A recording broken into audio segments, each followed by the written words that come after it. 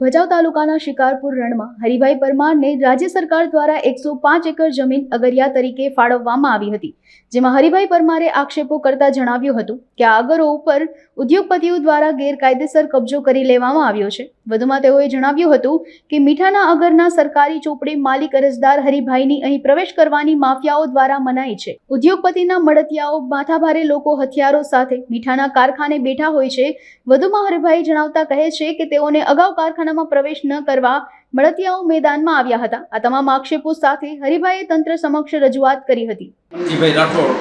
ભચાઉ શહેર કોંગ્રેસ પ્રમુખ અને કચ્છ જિલ્લા એસસી સેલ અનુસૂચિત જાતિ કન્વીનર છું અને એ નાતે મારી ફરજ બને છે કે કચ્છ જિલ્લામાં ક્યાંય પણ અનુસૂચિત જાતિના વ્યક્તિઓને અન્યાય થતો હોય તો આ બાબતે એમને મદદ કરી અને આવી જ બાબતમાં મેં હરિભાઈ સાગરભાઈ પરમારની 105 એકર ગુજરાત સરકાર દ્વારા એક લીઝ અપાયેલી છે, જે નાના રણમાં શિકારપુર બાજુ આવેલી છે। અમે 2-3 મહિના પહેલાં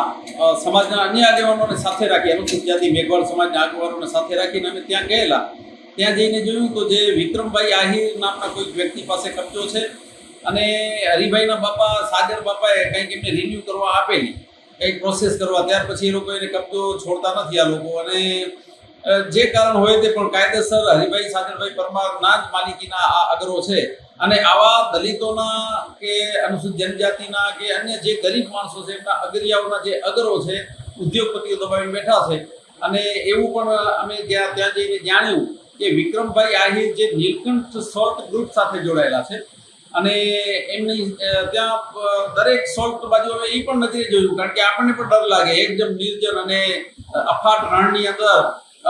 એક બાજુ ઘૂડખર બિચારા બનીને જીવી રહ્યા છે અને આપણને કમર સુધીના મોટા મોટા પાળાઓ બાંધેલા છે અને આ પાળાઓમાંથી ઘૂડખર કેવી રીતે પસાર થતા હશે, કેવું જીવન જીવતા હશે, સતત અવર જવર અને ત્યાં એના ગેટની અંદર એન્ટ્રી કરીને તો હથિયારધારી લોકો સજ્જ થઈને બેઠા હોય, એટલે સરકારની બીજી બાજુ ઉદ્યોગપતિઓની સમાંતર સરકાર રણમાં ચાલે છે એવું અમે નજરે જોયું।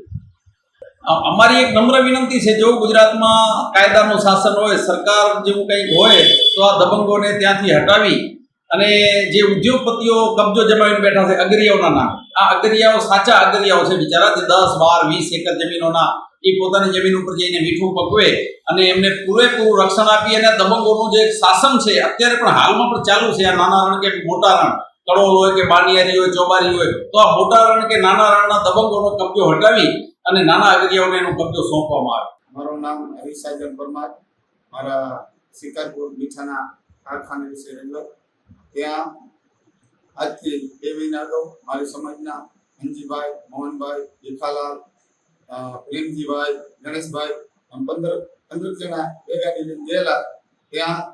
કારખાને ઉપર તપાસ કરતા ત્યાં કોઈ વિક્રમભાઈ કરીને તમારો કબજો રાખીને બેઠા છે, એને માણસો એવો જવાબ દીધો એટલે સામખેરી પોલીસ સ્ટેશનમાં